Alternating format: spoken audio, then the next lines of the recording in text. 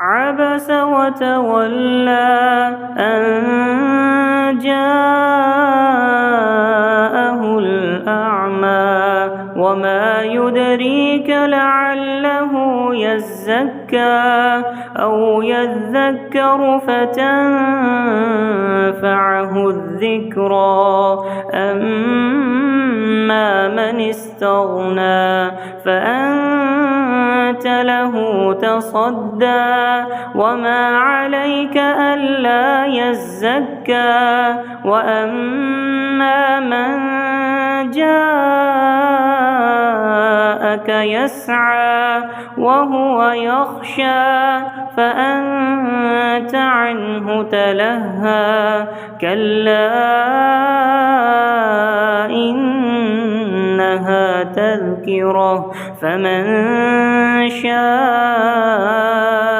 ذكره في صحف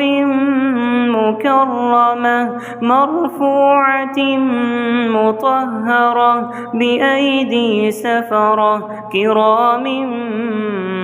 بررة قتل الإنسان ما أكفره من أي شيء خلقه من نطفة خلقه فقدره ثم السبيل يسره ثم أماته فأقبره ثم إذا شاء أنشره كلا لما يقض ما أمره فلينظر الإنسان إلى طعامه أنا صببنا الماء صبا ثم شققنا الأرض شقا فأنبتنا فيها حبا وعنبا وقضبا وزيتونا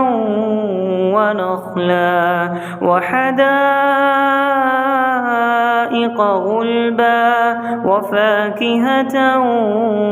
وأبا متاعا لكم ولأنعامكم